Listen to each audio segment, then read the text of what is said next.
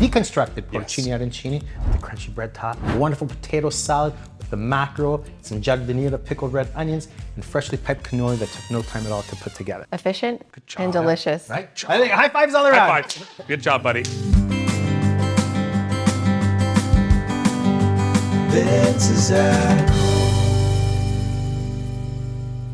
Pino is here. Pino DiCerbo. You're a familiar face. I remember you from the early days of YouTube when we would go and look at MasterChef. Yes, I was on season 1. I didn't win. But you got along. But I got along with everybody, and I soon became one of the fan favorites because, come on, look at this. Look at that face. It's right? a beautiful face. And I was invited back for like the All-Star special and the family special, and I won those. And ever since that, I said, I'm going to pursue my passion for food. So, because you are representing Aurora, all the products we're using today readily available in our stores. Absolutely, and this is what I do best. You know, it's using simple ingredients that are easy to find and making wonderful dishes. Tell us what we're making today. Real quick, arancini take hours. This dish takes under 20 minutes to make a deconstructed porcini arancini, and you can do it because with good quality Aurora products. I am making a potato salad the way my mom used to make it with a little bit of mackerel on top of that. And then we're gonna have some dessert, and it couldn't be more easy making cannoli once the cannoli shells are made for you.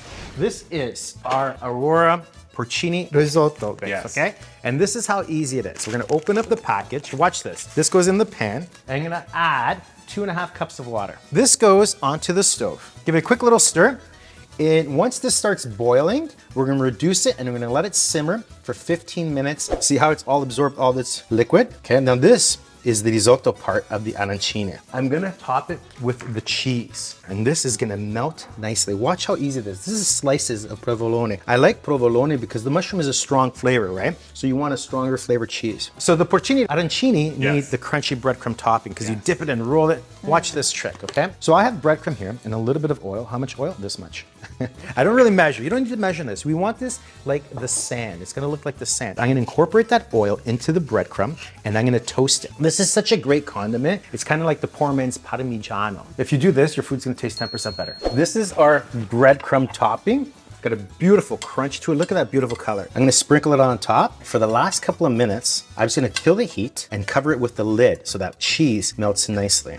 We're gonna create potato salad that my mom makes all the time. Just put them in a pot of water, cover them, put them on a gentle simmer, and let them cook until your knife goes in and there's no resistance. Some olive oil and the good stuff here. This is where you really want the good stuff to shine, and it's never enough when it comes to olive oil. The mackerel, high in protein, high in omega-3 fatty acids, and it's inexpensive, so good, so fresh. Giardiniera is really like a condiment of all sorts of chopped up like onion, carrot, peppers, and we'll add a little bit of vinegar to this as well. I'm gonna thinly slice onions, and then I'm gonna put them in a bowl. Add some red wine vinegar, a little bit of water, and some salt. Just like that, our onions are pickled. Garnish it with these beautiful red onions, okay? Just a little bit of parsley, and just like that, a beautiful potato salad with mackerel, pickled red onion, and some giardiniera.